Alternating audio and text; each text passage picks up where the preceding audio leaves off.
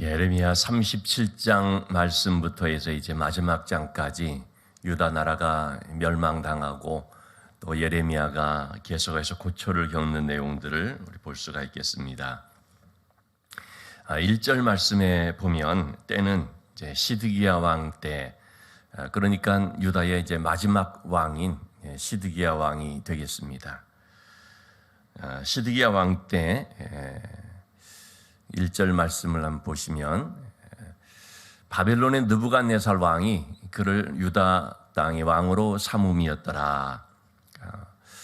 지금 바벨론의 느부갓네살이 쳐들어와서 그때 왕이었던 고니야라고 하는 이제 이름으로 나와 있습니다만 사실은 이제 여호야긴 왕을 말하는 것이죠. 이 여호야긴을 붙잡아 가고 그리고 그 자리에 시드기야를 왕으로 세운 거죠.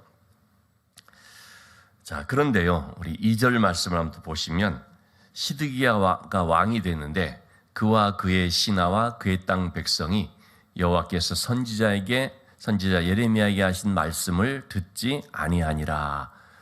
자, 이렇게 시드기야가 또 왕이 됐지만 역시 그와 그의 신하, 그의 백성들 다 하나님께서 예레미야를 통해 하신 말씀을 듣지 않았다라고 말하고 있습니다. 자, 이렇게 하나님의 말씀을 지금 듣지 않으면서 그러면서 3절에 보면 시드기야가 사람들을 예레미야에게 보내서 청하되 너는 우리를 위하여 우리 하나님 여호와께 기도하라 하였으니. 자, 여러분 2절과 3절의 말씀을 우리가 한번 잘 비교해서 볼 필요가 있습니다. 2절 말씀에서 분명히 하나님의 말씀을 듣지 않았다라고 했지 않습니까? 그리고 3절에서도 지금 뭐 어떻게 합니까? 하나님께 기도해달라, 중보 기도를 부탁하는 것입니다. 오늘 본문의 말씀은 바로 이 2절과 3절을 보면 전체적인 말씀을 다 우리가 파악한다고 생각할 수 있겠습니다. 예레미야 37장에서 지금 말하고 있는 것은 결국 뭐겠습니까? 하나님의 말씀은 듣지 않으면서 기도는 부탁하는 왕의 모습 혹은 사람들의 모습, 이것입니다. 여러분, 이렇게 하나님의 말씀을 듣지 않는 불순종하는 거지 않습니까? 이렇게 하나님의 말씀을 떠나 살면서 그러면서도 또 기도는 부탁한다. 이게 뭡니까? 철저하게 아주 이중적인 모습인 것이죠. 하나님의 말씀은 안 듣는데 그렇다고 해서 또 뭔가 아쉬우니까 또 하나님을 찾기는 찾는다는 거죠. 여러분, 우리에게도 이런 모습들을 심심치 않게 살펴볼 수가 있습니다. 하나님의 말씀을 순종하지는 않으면서 분명 불순종하고 살아가면서 기적은 원하는 것입니다. 축복은 원하는 것입니다. 여러분, 열심히 나와서 기도한다고 하나님께서 기적을 베풀어 주시고 하나님께서 축복을 주시고 그럴까요? 누차 말씀드리지만 하나님은요, 이런 우상이나 미신들하고는 다른 분이라는 거죠. 우상이나 미신들은 볼 수도 없고 들을 수도 없고 죽어 있는 거지 않습니까? 그런데 하나님은 살아계신 하나님입니다. 살아계신 하나님이라는 뜻은 인격적인 하나님이라는 뜻입니다. 하나님께 어떻게 하느냐 하는 것을 하나님이 너무나 잘 알고 계시고 보고 계시죠. 그래서 하나님께서는 그의 삶을 보시면서 응답해 주십니다. 전혀 하나님의 뜻대로 살지 않으면서 입술로는 하나님을 찾는다고 하나님께서 혹해서 그래 들어줄게 하시는 분이 절대 아니라는 것입니다. 왜냐하면 하나님은 그런 뭘 모르고 분별도 전혀 없는 그런 하나님이 아니기 때문이죠. 그런데 우리가 그렇게 하나님을 섬길 때가 참 많은 것입니다. 이걸 가리켜서 소위 미신적 신앙인데요, 기복신앙이라고 하는 것입니다. 여러분, 기복신앙이라는 것을 우리가 잘 이해할 필요가 있습니다. 기복신앙은 복을 구하는 게 기복신앙이 아닙니다. 우리가 하나님께 나와서 열심으로 기도하면서 하나님 도와주세요, 하나님 은혜 주세요, 하나님 문제 해결해 주세요, 하나님 병 고쳐주세요, 우리가 하나님께 나와서 기도하는 건 복을 구하는 것입니다. 복을 구하는 게 잘못된 것이 아니죠. 하나님께서는 복을 구하라고 했습니다. 너희가 무엇이 부족하면, 지혜가 부족하면 지혜를 구하라. 무엇이 부족하면 구하라. 주시리라 말씀했거든요. 구하라 주실 것이요, 찾으라 찾을 것이요, 문을 두드리라 열릴 것이라. 여러분, 하나님께서는 사랑하는 자녀가 뭘 달라고 하면은 육신의 부모도 떡을 달라고 하는데 돌을 줄 부모가 없고, 생선을 달라고 하는데 뱀을 줄 부모가 없는 것처럼 하나님은 우리가 구하는 것만 주시는 것이 아니라 어떤 때는 넘치게 주시고, 심지어는 구하지도 않고 마음에 생각만 했는데도 주시기도 하시고, 생각지 않았는데도 주시기도 하시고, 그런 하나님이십니다. 한마디로 말하면 좋으신 하나님이십니다. 참 좋으신 하나님이십니다. 그래서 우리가 하나님 앞에 나와서 기도하는 이것, 복을 구하는 것 잘못된 것이 아닙니다. 그럼 기복신앙이라는 게 뭡니까? 하나님 말씀대로 살지 않으면서 복 달라고 하면 복을 주는 걸로 생각한, 그렇게 하는 것. 다시 말하면 삶은 하나님 앞에 불순종하면서 복을 달라 구하는 것, 그러면 주실 줄로 생각하는 것, 그게 기복신앙이라는 것입니다. 그러니까 뭘 구하느냐의 내용보다도 중요한 것은 그가 어떻게 살고 있느냐의 모습이라는 것이죠. 사실 우리가 구약성경을 보면서 특별히 이사야서, 예레미야서, 에스겔 또는 소선지서라고 말해지고 있는 12개의 소선지서들, 이 전반적인 내용들이 보면 다 뭐냐면 이스라엘 백성들의 이 기복신앙을 지적하고 꼬집는 내용들입니다. 자, 우리 스가랴서 7장 5절에 보면은요, 너희가 70년 동안, 이 70년이라는 것은 바벨론 포로 생활 70년이거든요.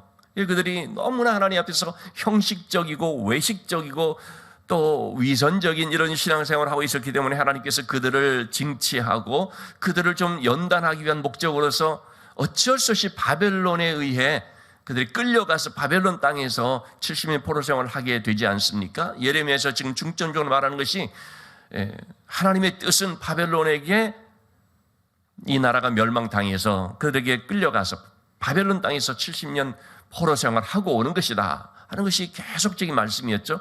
이렇게 해서 말씀대로 이루어졌거든요. 그래서 70년 동안 포로 생활을 하는데, 그 후에 포로 생활에서 돌아오고 난 뒤에 이제 활동한 선지자가 학개, 스가랴, 말라기죠.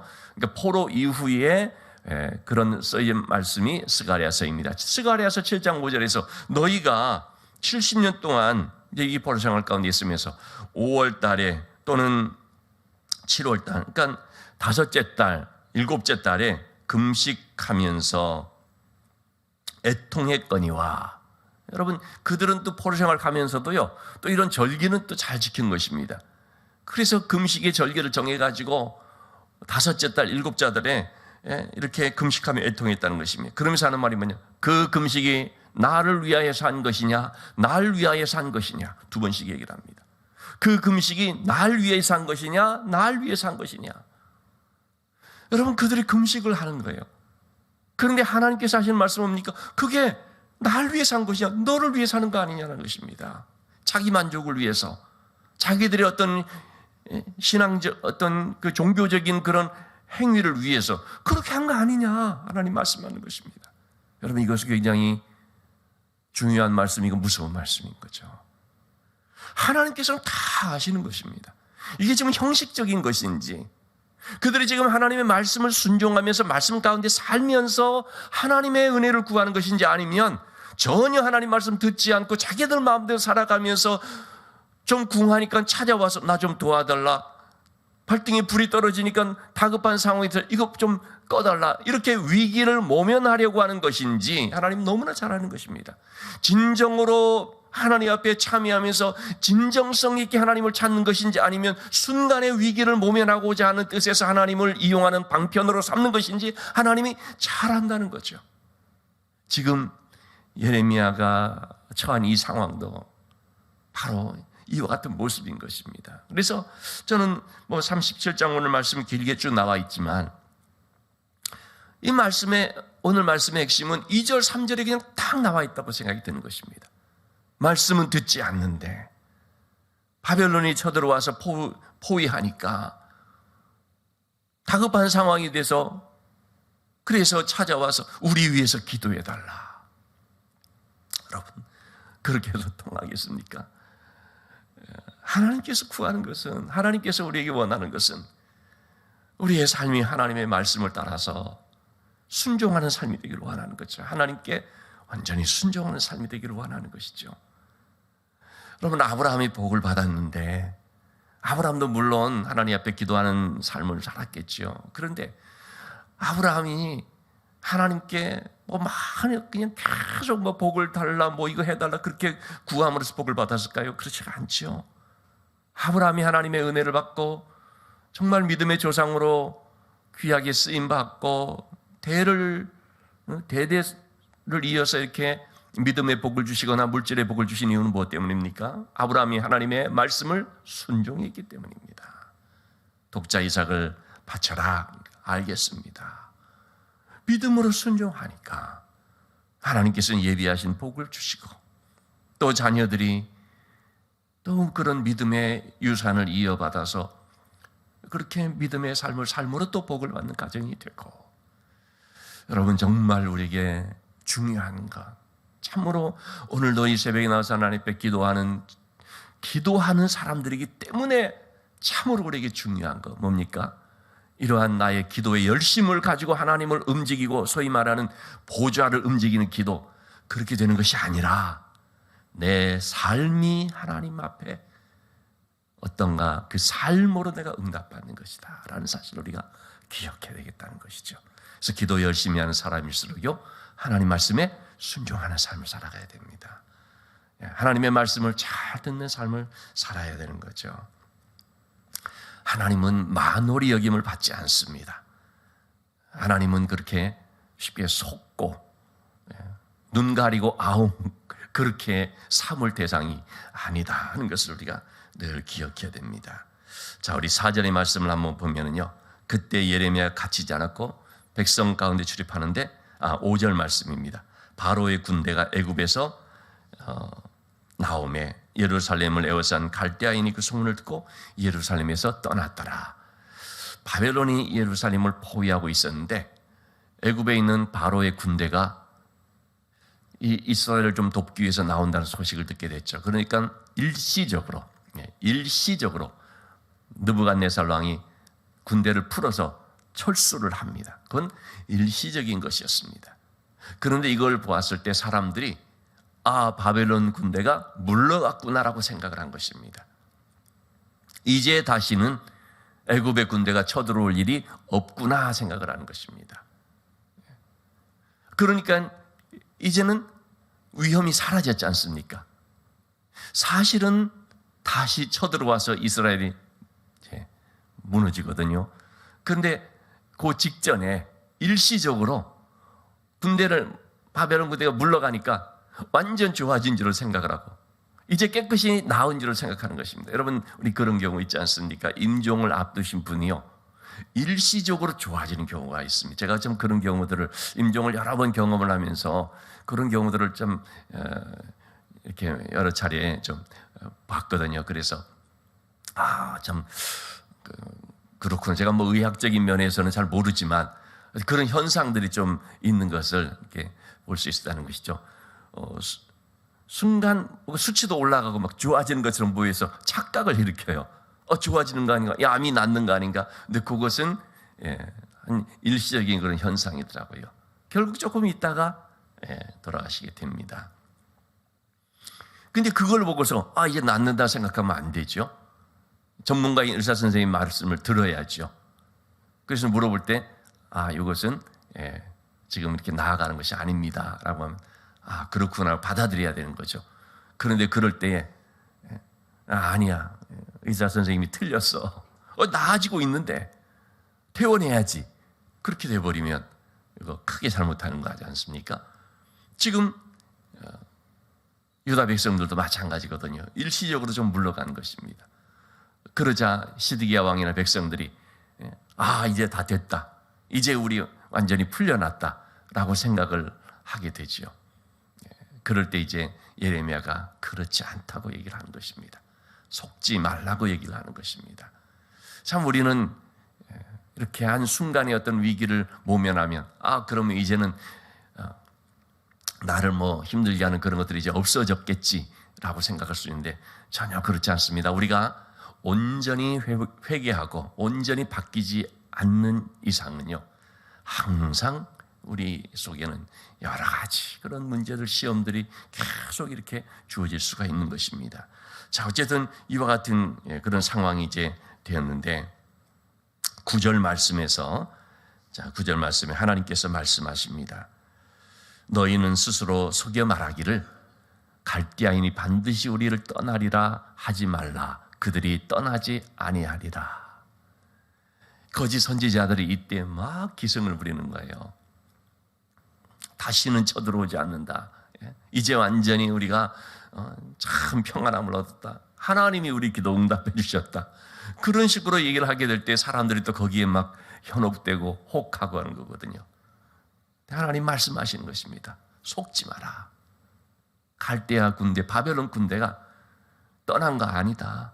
다시 들어온다. 절대 그런 것에 속지 말아라. 그들이 떠나지 않는다. 너희가 바벨론 나라에 항복하고 그래서 그들의 지배를 받는 것은 하나님께서 뜻한 바가 있기 때문에 하는 것이니까 받아들여라는 것이죠. 여러분, 하나님 말씀에 순종한다는 게 뭡니까? 내가 원치 않는 것일지라도 하나님께서 뜻이 계셔서 나에게 허락할 때 그걸 순종하는 것이죠. 그걸 받아들이는 거죠. 어떤 연단의 기간이 필요하다 그러면 그거 받아들이는 거. 여러분, 그것이 순종이고 그게 믿음인 것입니다. 하나님께서 그렇게 하실 때는 우리를 싫어하시기 때문에, 미워하시기 때문에 우리를 잘못되게 하기 위해서 그런 게 아니지 않습니까? 어떤 좋은 코치가 선수들을 훈련시킬 때 강도 높은 훈련을 시킨다는 것은 그 선수를 무슨 미워하고 잘못되게 하려고 그런 것입니까? 절대로 그렇지가 않죠. 어떻게 하면 좀 더 나은 성적을 올리게 할 수 있을까? 이 선수는 볼 때에 이 정도 갖고는 안 되는, 이 선수는 볼 때 분명 이보다 더 할 수 있는 선수인데 너무 머물러 있다, 안주해 있다.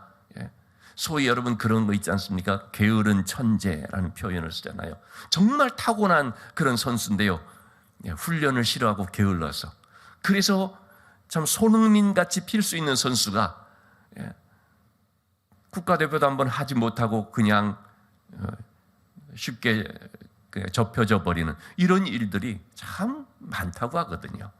그렇기 때문에 탁월한 코치는 그런 선수들을 발견해내서 조금 힘들지만 훈련을 시키면서 키워나가는 거거든요. 그러니까 이제 그런 성적이 이제 나게 되는 것이고요. 근데 그 과정은 참 힘들다는 거죠. 그러나 그렇게 하는 이유는 뭡니까? 담금질 하게 되는 것은 정금같이 나오게 하기 위한 거 아닙니까? 하나님께서 이 백성들을, 이스라엘 백성들을 정말 새롭게 하기 위해서, 이대로 그냥 놔두고 포기하려는 것이 아니라 이들을 다시 한번 새롭게 하기 위해서 이 바벨론이라고 하는 용광로에서 70년 동안을 이제 연단을 시키는 뜻이 있는 것이죠. 이왕이면 좀 그런 거 없이 잘 되면 얼마나 좋습니까만 그럴 수가 없고, 왜?